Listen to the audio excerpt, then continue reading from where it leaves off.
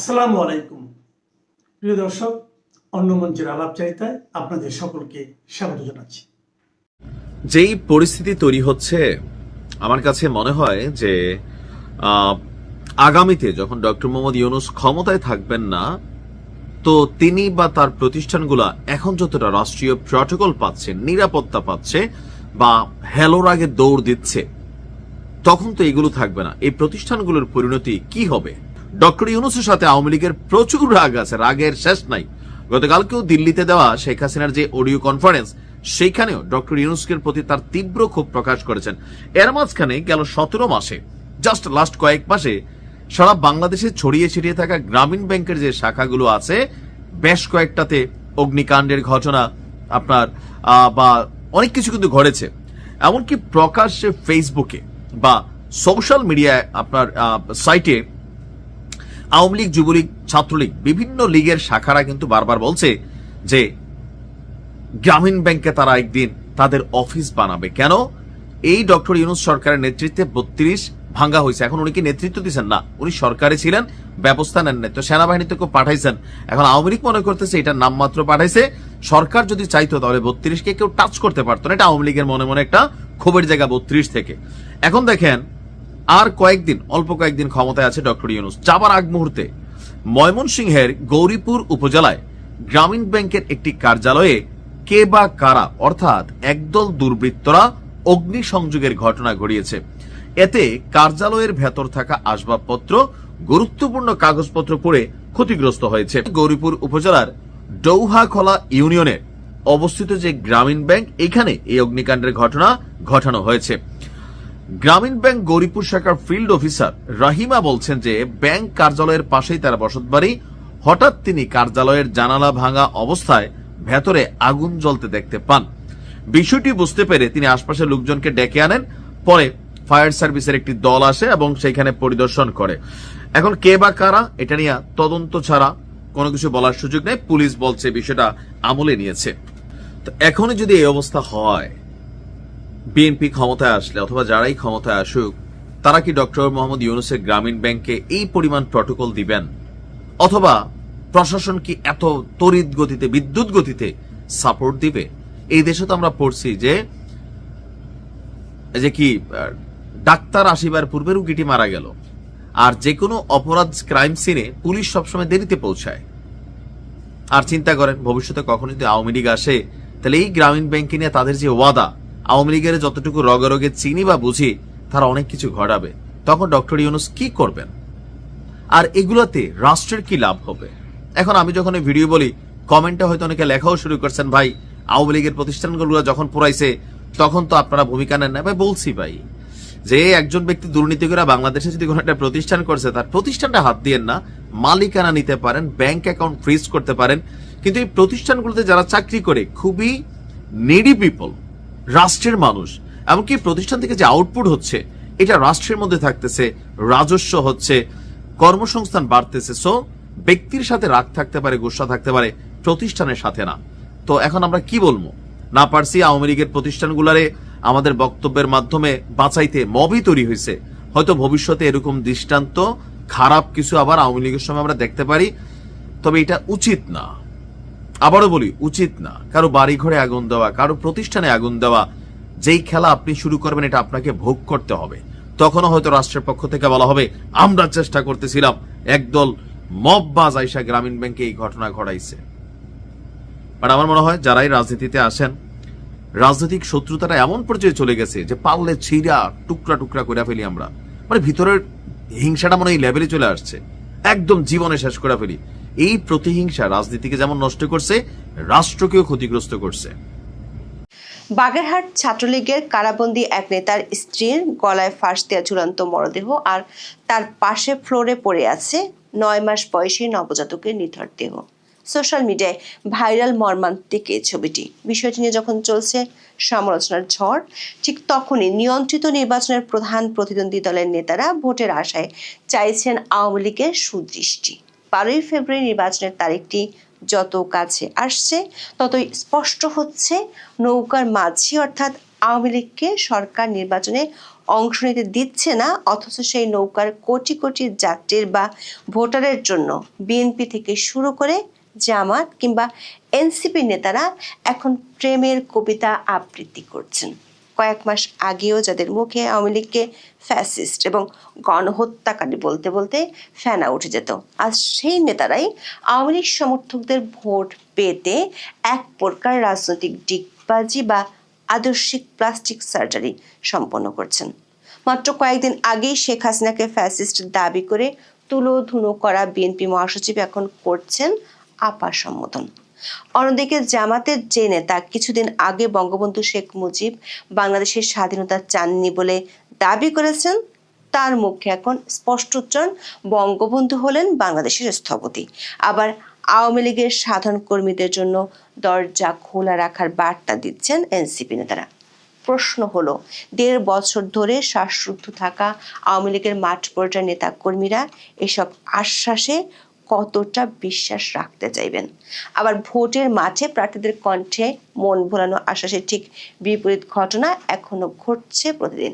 মির্জা ফখরুল নিজের নির্বাচনী এলাকায় যখন আওয়ামী লীগকে আশ্বস্ত করছেন, ঠিক তার 2 দিন আগে ঢাকায় তারই দলের নেতাকর্মীরা মব করে হাসপাতালে পাঠিয়েছেন স্বেচ্ছাসেবক লীগের এক নেতাকে। ফলে নির্বাচনের জয় পেতে প্রার্থীদের পক্ষ থেকে দেয়া নিরাপত্তার আশ্বাসের চিরে কতটা ভিজবে তা নিয়ে রয়েছে বড় ধরনের সংশয়। সংবাদ মাধ্যমের খবরে বলা হচ্ছে, বাগেরহাটে 9 মাসের শিশু সন্তানকে পানিতে চুবিয়ে হত্যার পর নিজে গলায় দড়ি দিয়ে আত্মহত্যা করেছেন কানিজ সুবর্ণা স্বর্ণালী। তার স্বামী সদর উপজেলা ছাত্রলীগের সভাপতি জুয়েল হাসান সাদ্দাম। 2024 সালের 5ই আগস্ট আওয়ামী লীগ সরকারের পতনের কয়েক মাস পর গোপালগঞ্জ থেকে গ্রেপ্তার হন সাদ্দাম। একে একে 6টি মামলার আসামি করা হয়। বর্তমানে আছেন যশোর কারাগারে। কারাগারে যাওয়ার 2 মাস পর তার স্ত্রী স্বর্ণালী একটি ছেলে সন্তানের জন্ম দেন। যুগান্তরের এক প্রতিবেদনে জানানো হয়, সাদ্দামকে কারাগার থেকে মুক্ত করার জন্য দীর্ঘদিন ধরে স্বর্ণালী চেষ্টা করেছিলেন। ব্যর্থ হয়ে এক পর্যায়ে মানসিকভাবে ভেঙে পড়েন এবং হতাশায় ভুগছিলেন। এই হতাশা থেকে 23শে জানুয়ারি নবজাতককে বালতির পানিতে ডুবিয়ে হত্যার পর গলায় ফাঁস দিয়ে আত্মহত্যা করেন বলে রিপোর্টটিতে দাবি করা হয়। সোশ্যাল মিডিয়ায় ছড়িয়ে পড়েছে মর্মান্তিক এই মৃত্যুর ছবি। সেই সঙ্গে কিছুদিন আগে কারাগার থেকে সাদ্দামের লেখা একটি চিঠিও ছড়িয়ে পড়েছে। তাতে দেখা যায় নবজাতক সন্তানকে কোলে না নিতে পারার আক্ষেপ করছেন এই ছাত্রলীগ নেতা। সবচেয়ে ভয়ঙ্কর তথ্য হলো, স্ত্রী সন্তানের মৃত্যুর পরেও সাদ্দাম প্যারোলে মুক্তি পায়নি। এর পরিবর্তে যশোর কারাগার গেটে শেষ দেখার ব্যবস্থা করেছে কর্তৃপক্ষ। এমন অনেকগুলো মর্মান্তিক ঘটনার দৃশ্য দেখা গেছে গত 1.5 বছরে। গণমামলায় আসামি করে আওয়ামী লীগের হাজার হাজার নেতাকর্মীকে কারাগারে রাখা হয়েছে। জেলবন্দি অবস্থায় মারা গেছেন বেশ কয়েকজন। অনেকের ক্ষেত্রে পর্যাপ্ত চিকিৎসা সুবিধা না দেওয়ার অভিযোগ উঠেছে।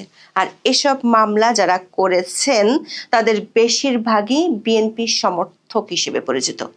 গণমামলা করার অভিযোগ আছে জামাত ও এনসিপি নেতাকর্মীদের বিরুদ্ধেও।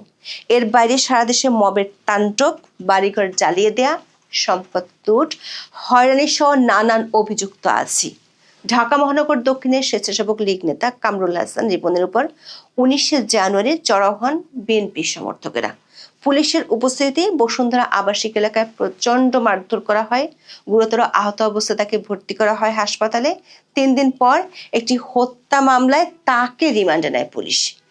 এমন ভয়াবহ অবস্থার মধ্যে ভোটের মাঠে আওয়ামী লীগের নেতাকর্মীদের পাশে পাওয়ার প্রতিযোগিতা নেমেছে বিএনপি ও জামাতের নেতৃত্বাধীন 2 জোটের প্রার্থীরা। এই জন্য 1.5 বছর ধরে চ্শেখ হাসিনাকে ভিলেন বানিয়ে ফেলা নেতাদের মুখে শোনা যাচ্ছে নতুন সুর। দর্শক, 2024 সালের আগস্টের যে ঢেউ আওয়ামী লীগকে ক্ষমতাচ্যুত করেছিল, সেই ঢেউয়ের তোড়ে আওয়ামী লীগ এখন কেবল একটি স্থগিত রাজনৈতিক অস্তিত্ব। কিন্তু রাজনীতির অঙ্ক তো আর আবেগে চলে না। দেশের মোট ভোটারের একটি বিশাল অংশ, ঐতিহাসিকভাবে যেটি 30 থেকে 48% যারা আওয়ামী লীগকে ভোট দিতেন, তারা এখন কোথায় যাবেন? সে প্রশ্ন বেশ কয়েক মাস ধরেই ঘুরপাক খাচ্ছে। এই বিশাল ভোট ভর্তি বস্তা এখন সবার কাছে সবচেয়ে আকর্ষণীয় নিষিদ্ধ ফল। 12,76,00,000 ভোটারের এই মহাযজ্ঞে আওয়ামী লীগহীন মাঠ এখন এক নতুন মেরুকরণের সাক্ষী। সেটি টের পাওয়ার কারণে কি? বিএনপি মহাসচিব মির্জা ফখরুলের কাছে শেখ হাসিনা রাতারাতি ফ্যাসিস্ট থেকে হয়ে গেলেন আপা। বিএনপির মহাসচিব মির্জা ফখরুল ইসলাম আলমগীর 23শে জানুয়ারি ঠাকুরগাঁয়ে শেখ হাসিনাকে আপা সম্বোধন করে ভোট চেয়েছেন। দাবি করেছেন হাসিনা আপার রেখে যাওয়া কর্মী সমর্থকদের পাশে তিনি আছেন। বিএনপি মহাসচিব কিছুদিন আগে ঠাকুরগাঁয়ে আরেক সমাবেশে আওয়ামী লীগের সাবেক এমপি রমেশ চন্দ্র সেনেরও ভূয়সী প্রশংসা করেছেন। এলাকার উন্নয়নে তার অবদান তুলে ধরেন। আওয়ামী লীগের ভোটারদের উদ্দেশ্যে বলেন, আওয়ামী লীগ এবং রমেশ চন্দ্র এবার নির্বাচনে নেই। বিএনপিকে আওয়ামী লীগের মতো দল দাবি করে ধানের শীষে ভোট চান তিনি।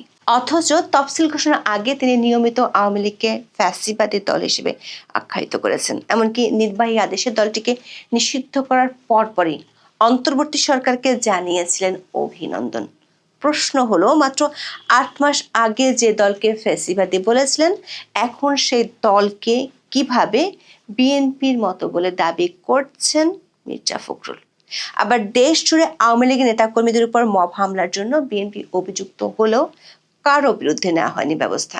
অথচ এখন মির্জা ফখরুল দাবি করছেন তারা নাকি আওয়ামী লীগের নেতাকর্মীদের দেখে শুনে রাখার দায়িত্ব নিয়েছেন। এই দৌড়ে শুধু বিএনপি নয়, আছে সরকারের বড় মিত্র জামাত এবং এনসিপিও। জামাত ইসলামের সেক্রেটারি জেনারেল মিয়া গোলাম পরোয়ার রাতারাতি নিজের তৈরি করা ইতিহাসও মুছে ফেলেছেন। গত বছরের 26শে মার্চ স্বাধীনতা দিবস উপলক্ষে জামাত আয়োজিত এক অনুষ্ঠানে গোলাম পরোয়ার দাবি করেছিলেন, বঙ্গবন্ধু শেখ মুজিবুর রহমান কখনো চাননি পাকিস্তান ভেঙে বাংলাদেশ হোক। কিন্তু ভোটের মাঠে শেখ মুজিবকে স্বাধীনতার স্থপতি হিসেবে উল্লেখ করলেন এই জামাত নেতা। মিয়া গোলাম পরোয়ার 23শে জানুয়ারি নিজের নির্বাচনী এলাকায় দাবি করেন, রাজাকার ইস্যুটি নতুন কিছু নয়। বাংলাদেশের স্বাধীনতার স্থপতি শেখ মুজিবুর রহমান জীবিত থাকতেই এই বিষয়টি মীমাংসা করে গেছেন। এটি একটি নিষ্পত্তিকৃত বিষয়। শেখ মুজিবুর রহমান সবাইকে নিয়ে দেশ চালাতে চেয়েছিলেন বলেও দাবি করেন গোলাম পরোয়ার। বলেন, সে নীতি পরে রাষ্ট্রপতি জিয়াউর রহমান অনুসরণ করেন। অবশ্য অতীত রেকর্ড বলছে 2021 সালের 15 জানুয়ারি ঢাকা রিপোর্টার্স ইউনিটিতে 20 দলীয় জোট আয়োজিত এক স্মরণ সভায় মিয়া গোলাম পরোয়ার তার বক্তব্যে বঙ্গবন্ধু শেখ মুজিবুর রহমান বাংলাদেশের স্বাধীনতার স্থপতি হিসেবে উল্লেখ করেছেন। তখন তিনি দাবি করেছিলেন, বঙ্গবন্ধু গণতন্ত্র প্রতিষ্ঠার জন্য লড়াই করেছিলেন। 2024 সালের 5 আগস্টের পর অবশ্য জামাত নেতাদের কাছে বঙ্গবন্ধু হয়ে যান ফ্যাসিস্ট। আওয়ামী লীগকে কাছে টানার এই দৌড়ে পিছিয়ে নেই কিংস পার্টি এনসিপি নেতারাও। তারা একেবারে আওয়ামী লীগের সাধারণ নেতা কর্মীদের জন্য দরজা খুলে বসে থাকার ঘোষণা দিয়ে রেখেছেন। দলটির জ্যেষ্ঠ যুগ্ম মুখ্য সমন্বয়ক আব্দুল হান্নান মাসুদ বলেছেন, আওয়ামী লীগের যেসব কর্মী কোনো ধরনের জুলুম, নির্যাতন বা অনিয়মের সঙ্গে জড়িত ছিলেন না, তারা চাইলে 10 দলীয় জোটে যোগ দিতে পারেন। বিএনপির জোট সঙ্গী নুরুল হক নূর তো ঘোষণা দিয়েই ফেলেছেন, এলাকার আওয়ামী লীগ সমর্থকেরা নাকি তাকে ভোট দিতে উন্মুখ। অথচ গত 1.5 বছরে আওয়ামী লীগ 14 দল এমনকি জাতীয় পার্টির ভোটে অংশগ্রহণ ঠেকাতে অগ্রবর্তী ভূমিকা দেখা গেছে নূরকে। এখন বিএনপির বিদ্রোহী প্রার্থীর জনপ্রিয়তার মুখে কাছে পেতে চাইছেন আওয়ামী লীগকে। জাতীয় পার্টির চেয়ারম্যান জিএম কাদের 24শে জানুয়ারি এই চরম বাস্তবতাটি তুলে ধরেছেন। বলেছেন, আওয়ামী লীগের ভোট সবাই চাইছে, শুধু জাতীয় পার্টি চাইলেই যত দোষ।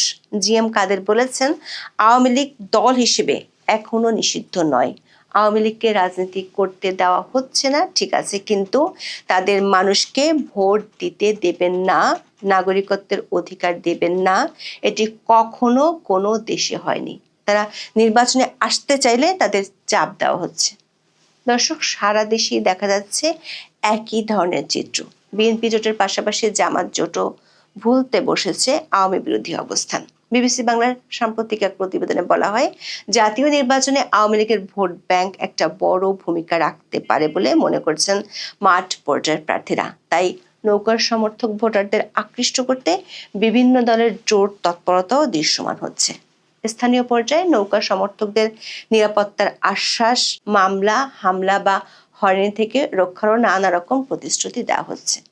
দর্শক, 1991 থেকে 2008 সাল পর্যন্ত যে 4টি গ্রহণযোগ্য নির্বাচন হয়েছে তাতে আওয়ামী লীগ কমপক্ষে 30 থেকে সর্বোচ্চ 48% ভোট পেয়েছে। কিছুদিন আগেও আওয়ামী লীগের কোনো জনসমর্থন নেই দাবি করা রাজনীতিবিদরা এখন এই ভোট ব্যাংক নিয়ে চিন্তিত। এতটাই চিন্তিত যে গতকাল যাদের ফ্যাসিস্ট বলে গালি দিতে দিতে রাজনীতিবিদরা মুখে ফেনা তুলে ফেলতেন, আজ তাদের সমর্থকদের ভোট পেতে তারা ড্রয়িং রুমে লাল গালিচা বিছিয়ে দিচ্ছেন। সংবাদ মাধ্যমের প্রতিবেদনে বলা হয়েছে, ক্ষমতাচ্যুত হওয়ার প্রায় 1.5 বছর পরেও আওয়ামী লীগের বিভিন্ন পর্যায়ের অধিকাংশ নেতাকর্মী আত্মগোপনে থাকতে বাধ্য হচ্ছেন। বাড়িঘরে যেতে পারছেন না, জীবন জীবিকার জন্য কাজকর্ম, ব্যবসা বাণিজ্য সহ স্বাভাবিক জীবনযাপন থেকে দূরে থাকতে হচ্ছে। গ্রেপ্তার হয়েছেন হাজার হাজার নেতাকর্মী। এই প্রতিকূল পরিস্থিতিতে বিভিন্ন কৌশলে বিএনপি জামাতের প্রার্থীরা আওয়ামী লীগের ভোট নিজেদের পক্ষে টানার চেষ্টা করছেন। রাজনৈতিক বিশ্লেষকেরা মনে করেন, ব্যক্তিগত ক্রোধের কারণে অধ্যাপক ইউনূস ও তার মিত্ররা আওয়ামী লীগকে নিষিদ্ধ করে দেশের রাজনৈতিক মানচিত্রে এক বিশাল ব্ল্যাক হোল বা কৃষ্ণ গহ্বরের সৃষ্টি করেছিল। মজার ব্যাপার হলো, এই গহ্বরটি এখন এমন এক টানে সবাইকে আকর্ষণ করছে যে অতি বড় কট্টরপন্থী নেতাও এখন আওয়ামী লীগের ভোট ব্যাংকে ফেসিবাদী না বলে বন্ধু হিসেবে দেখার চেষ্টা করছেন। যে নেতারা গত 17 মাসে আওয়ামী লীগকে দেশের বুক থেকে মুছে ফেলার কথা বলেছেন, তারাই আজ এক একজন আওয়ামী লীগের ভোটারের দাঁড়ে দাঁড়ে ভিখারির মতো ঘুরছেন। আদর্শ এখন ডাস্টবিনে, আর গদির লোভ এখন রাজনীতির প্রধান চালিকা শক্তি। প্রশ্ন হলো, এসব আশ্বাসের উপর কতটা বিশ্বাস রাখবেন আওয়ামী লীগের মাঠ পর্যায়ের কর্মী সমর্থকেরা, নাকি তারা যে ব্যালটে নৌকা নেই সেই ব্যালট ছুঁয়েই দেখবেন না? বিশেষ করে 1.5 বছর ধরে চলা সহিংসতার ক্ষত এবং দল নিষিদ্ধ করার আঘাতের উপশম আদৌ কি হবে এই সময়ের প্রতিশ্রুতিতে? বিশ্লেষকরা মনে করছেন, এই নির্বাচনের ফলাফল যাই হোক না কেন, সবচেয়ে বড় বিজয় হবে রাজনীতির ডিগবাজির। 12ই ফেব্রুয়ারি হয়তো নতুন সরকার আসবে, কিন্তু সেই সরকারের ভিত্তি হবে সেই ফেসিবাদী ভোটারদেরই সমর্থন যাদের গালি দিয়ে এই নেতারা একদিন মাঠ গরম করেছিলেন। বাংলাদেশের মানুষ এখন কেবল একটি কথাই বলতে পারে, রাজনীতিতে শেষ কথা বলে কিছু নেই, তবে নির্লজ্জতারও একটা সীমা থাকা উচিত। আওয়ামী লীগের কর্মীরা কিন্তু অস্থির হয়ে আছে। বিশেষ করে সাদ্দাম নামের যে আওয়ামী লীগের কর্মী বা ছাত্রলীগ বা যুবলীগের কর্মী, তার সন্তান মারা যাওয়ার পরে, তার স্ত্রী আত্মহত্যা করার পরে বাংলাদেশের এই মুহূর্তে আওয়ামী লীগের যারা তরুণ কর্মী, আওয়ামী লীগের যারা তৃণমূলের কর্মী, তারা কিন্তু অগ্নিগর্ভ হয়ে আছে। তারা কিন্তু ঠিক যতটুকু ক্ষিপ্ত ইউনূস সরকারের প্রতি, যতটুকু ক্ষিপ্ত মুক্তিযুদ্ধ বিরোধী শক্তির প্রতি, তার চেয়ে বেশি ক্ষিপ্ত কিন্তু আওয়ামী লীগের নেতাদের প্রতি। আমি আওয়ামী লীগের নেতাদের প্রতি অনুরোধ জানাবো, কামাই বহুত করেছেন, কম কামান নেই। দয়া করে এবার একটু আপনার কর্মীর দিকে তাকান। যদি না তাকান, আপনারা কিন্তু মনে করেন না যে এই কর্মীদের যে বিদ্রোহ হবে সেটা আপনারা ঠেকায় রাখতে পারবেন। আপনারা এই মুহূর্তে আন্ডারগ্রাউন্ডে হয়তো কেউ বেঁচে, অনেকেই নির্যাতিত নিপীড়িত হচ্ছে, কোনো সন্দেহ নাই।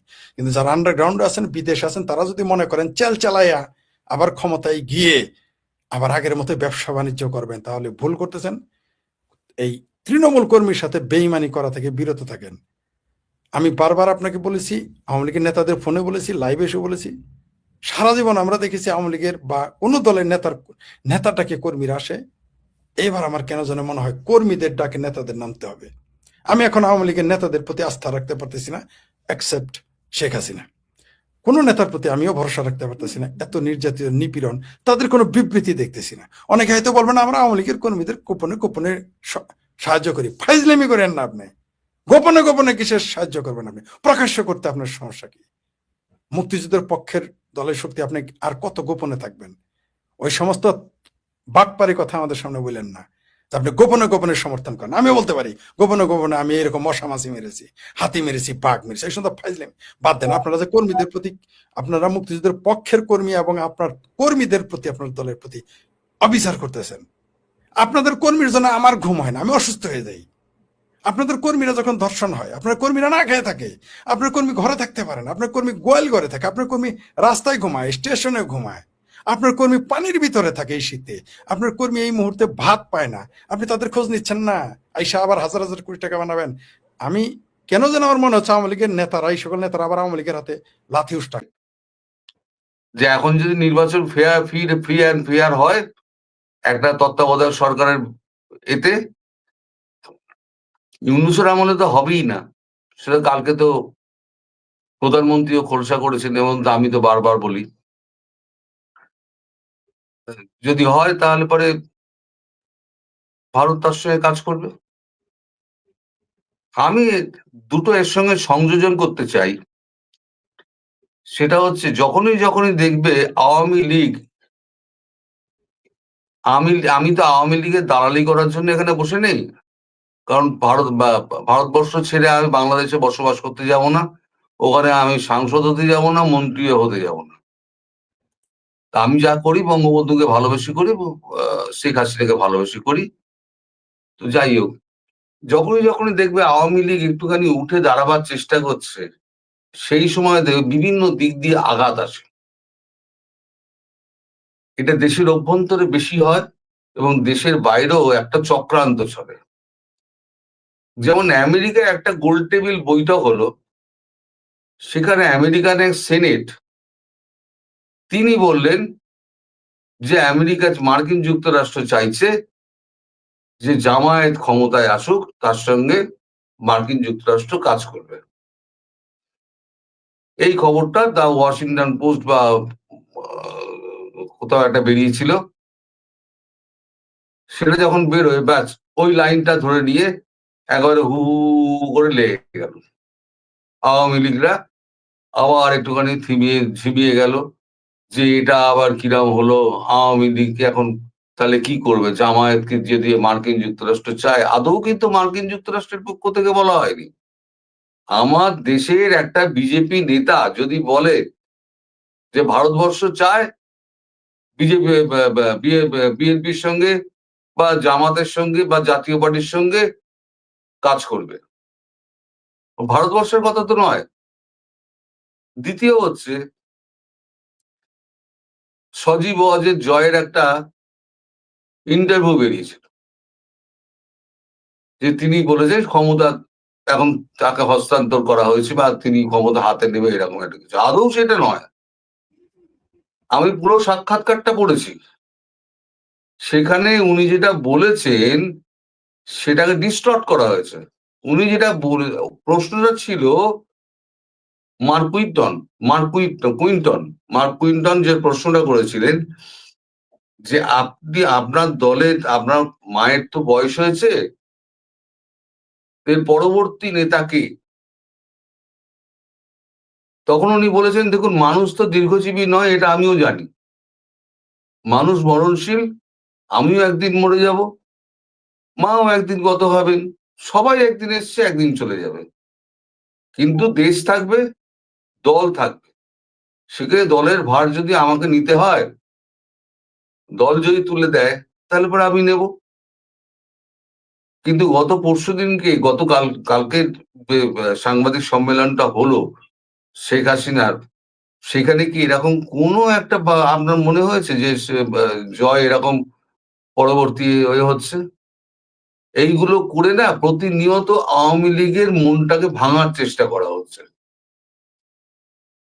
এদের ভয় হচ্ছে, শোনো, মানে জীবিত মানুষের থেকে মৃত মানুষ বেশি ভয়ঙ্কর হয় না? আওয়ামী লীগ এখন হয়ে গেছে দেখে তাই, আওয়ামী লীগ নামটাই হয়ে গেছে আতঙ্কে তারা করে বেড়ায়। আসসালামু আলাইকুম, আমি আতিক রহমান পূর্ণিয়া। আমার জীবনে আমি টেলিভিশন রিপোর্টিং এ এটিএন নিউজ থেকে বাংলা ভিশন থেকে দেশ টিভি থেকে সে টেলিভিশন, সেই ঘূর্ণিঝড় সিডর থেকে আইলা, রানা প্লাজা ধস থেকে মুন্সিগঞ্জের লঞ্চ দুর্ঘটনা, চট্টগ্রামের পাহাড় ধস থেকে বহু ক্ষেত্রে বহু মানবিক রিপোর্ট লিখেছি, মানবিক রিপোর্টের ভয়েস দিয়েছি। কিন্তু আমার সামনে এখন যে এই খবরটা পড়তে গিয়ে আমার সেই মানবিক রিপোর্টের অনেক ভাষাই আমি হারিয়ে ফেলেছি। এবং এই সরকার, ডক্টর মোহাম্মদ ইউনূস সরকার, আমার জীবনে আমি যখন থেকে ম্যাচিউরড হয়েছি বা আস্তে আস্তে বুঝতে শুরু করেছি, হোসেন মোহাম্মদ এরশাদের সরকার, খালেদা জিয়ার সরকার, শেখ হাসিনার সরকার সমস্ত কিছুর মানবিকতার মুখে যেন চুনকালি মাখিয়ে একটাই কথা, তাদের একটাই শব্দ, যার নামের পেছনে আওয়ামী লীগ ছাত্রলীগ আছে সে আর মানুষ না। পৃথিবীতে এমন বহু ধর্মান্ধ আছে, বহু উগ্রবাদী আছে, অন্য ধর্মের মানুষকে প্রাণী মনে করে না। এখানে ছাত্রলীগ ঘরানার, আওয়ামী লীগ ঘরানার বাংলাদেশে যে কোটি কোটি মানুষ আছে এদেরকে মানুষ মনে করে না। একটা লোক, একটা ছেলে, তাকে জেলে নেওয়া হয়েছে এবং আজকালকার জেলে নেওয়া সম্পর্কে আপনাদের সবার ধারণা আছে কি ধরনের জেল হয় রাজনৈতিক মামলার ক্ষেত্রে।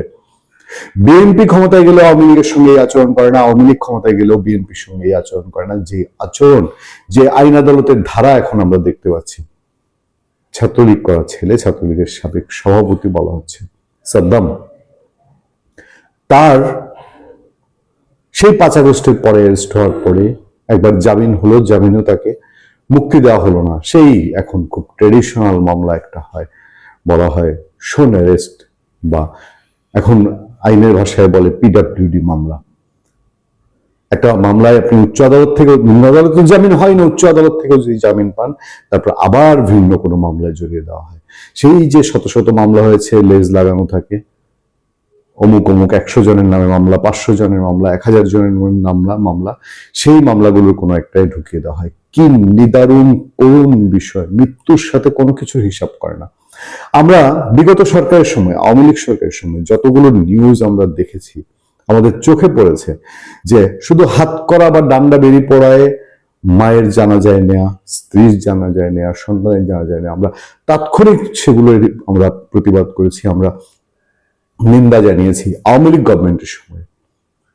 এবং সেসব রিপোর্ট এখনো আপনারা আমাদের পূর্ণিয়ার খোঁজে ঢুকলে সার্চ দিলেই পাবেন। বিএনপি নেতার মায়ের জানাজায় ডান্ডা বেরিয়ে পড়া, হাত করা পড়ানো, সে অমানবিক চিত্র। আমরা এই সরকারের সময় এসে যখন ছাত্রলীগ নেতাদের এইভাবে নেওয়া হচ্ছে, আমরা সেটার সমালোচনা করছি একই জায়গা থেকে, একই স্ট্যান্ড থেকে, নৈতিকতার জায়গা থেকে, মানবিকতার জায়গা থেকে। কিন্তু আজকের যে ঘটনা বাংলাদেশে, এইরকম ব্যতিক্রমী ঘটনা একেবারে কল্পনার বাইরে। আপনারা যারা এর মধ্যে খবরটা পেয়েছেন বা পড়েছেন তারা তো সকলে জেনেই গেছেন, আর যারা পড়েননি আমি তাদের জন্য ছোট্ট করে এই খবরটা একটু সামনে তুলে ধরতে চাই। এবং আপনারা যারা বিশ্বাস করতে পারছেন না তাদের বিশ্বাসের জায়গাটাতে একটু শুধু বিবেক দিয়ে চিন্তা করবেন। যে রিপোর্টটা আমাদের সামনে, বাগেরহাটে 9 মাসের শিশু সন্তানকে পানিতে চুবিয়ে হত্যার পর নিজ গলায় দড়ি দিয়ে আত্মহত্যা করেছেন কানিজ সুবর্ণা স্বর্ণালী নামে এক গৃহবধূ। কিন্তু এটা সিম্পল আত্মহত্যা না, এর আড়ালে অনেক ঘটনা আছে। সেই ঘটনাটুকু আপনারা একটু শুনেন। বাগেরহাট সদর উপজেলার সাবেকডাঙ্গা গ্রামে ঘটনা ঘটে। মৃত শিশু নাজিম হোসেন ও তার মা কানিজ সুবর্ণা স্বর্ণালী বাগেরহাট সদর উপজেলা নিষিদ্ধ ছাত্রলীগের সভাপতি জুয়েল হাসান সাদ্দামের স্ত্রী ও সন্তান। জুয়েল হাসান সাদ্দাম বর্তমানে বিভিন্ন মামলায় কারাগারে রয়েছেন। স্বজনদের ধারণা, এই যে বলছিলাম যে সিম্পল কোনো আত্মহত্যা কিনা, এটা স্বজনদের ধারণা দীর্ঘদিন ধরে স্বামী কারাবন্দী থাকায় হতাশাগ্রস্ত হয়ে স্বর্ণালী প্রথমে তার শিশু সন্তানকে হত্যা করে নিজে আত্মহত্যা করেন। আমি জানাবো, ধিক্কার জানাবো আমাদের দেশের রাষ্ট্র আজ এই অবস্থায় গেছে, একজন নারী এরকম তার জীবন নিয়ে সিদ্ধান্ত নিতে বাধ্য হয়। এবং আমি ধিক্কার জানাবো সেই সঙ্গে এই আওয়ামী লীগ ছাত্রলীগকেও, যারা এখন বিদেশে বসে নিরাপদ আশ্রয়ে থেকে প্রেস কনফারেন্স করে আর সেখান থেকে বলে তোমরা প্রস্তুত থাকো, ডাক দিব। এই যে জেলে যারা পচে গলে পুড়ে মরছে, তাদের স্ত্রী সন্তানদের আজকে কি অবস্থা যদি তারা তাদের খোঁজ রাখতো। আজকে আপনি জামাতে ইসলামের কথা বলেন না, জামাতে ইসলামকে নিয়ে এত ছি, জামাতে ইসলামের কোন একটা নেতা কর্মী যদি এভাবে জেলে থাকতো 1 বছর, আর তার পরিবারকে এভাবে আজ আত্মহত্যা করতে হতো, হতাশাগ্রস্ত হয়ে, অভাবে অনটনে, দুশ্চিন্তায়, কখনোই করতে হতো না। এই যে শিশু সন্তান, এই শিশু সন্তানটির না বাবা পেল। আজকে সাদ্দামের অবস্থা চিন্তা করেন, যে জেলে আছে। আমি শুধু কেন এই ডক্টর ইউনূস সরকারকে দোষ দিব? ইউনূস সরকার তো করছে এটা, তার আর আমি তো বললাম, শুরুতেই বলেছি, এটা আর তুলনার কোনো জায়গা নেই।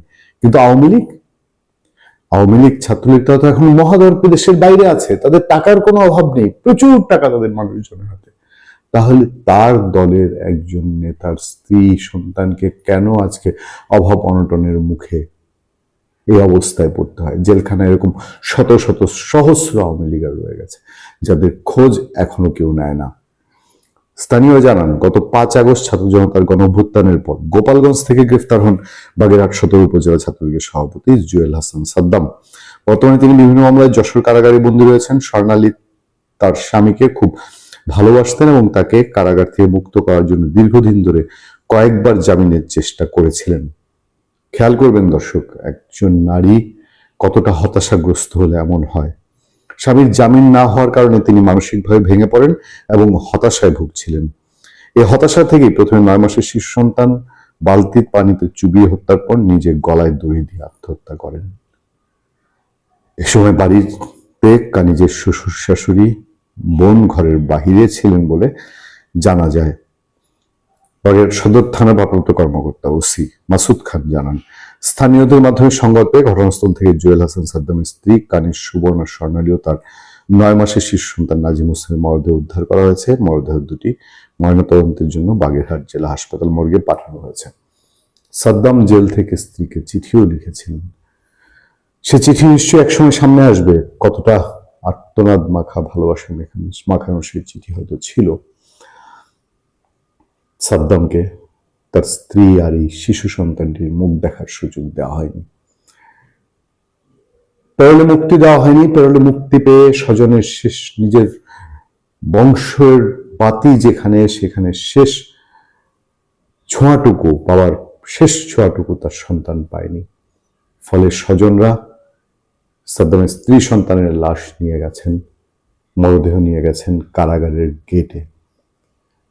কতটা অমানবিক দৃশ্য আপনারা কি চিন্তা করতে পারেন? এটাই আমাদের এখন বাংলাদেশ পাওনা ছিল। আমরা একজন শান্তিতে নোবেল জয়ীর কাছ থেকে, এর চেয়ে তো অশান্তি ভালো, এর থেকে এরকম ভাতে না মেরে হাতে মেরে ফেলা ভালো। আজকে এই উদাহরণ পৃথিবীকে অন্য কোথাও গিয়ে পৌঁছাবে না যে বাংলাদেশে এও হচ্ছে। পৃথিবীর কোন আইন কোথায় বাধা হয়ে দাঁড়ায়? সাদ্দামের কি জেল, ফাঁসি, যাবজ্জীবন মৃত্যুদণ্ড হয়ে গেছে? তার মামলার কি রায় হয়ে গেছে? এই মামলার রায় কোনদিন কি হবে সেটা কি প্রশাসন জানে? তাহলে আজকের যে ঘটনা ঘটলো, এই ঘটনার জবাব কি?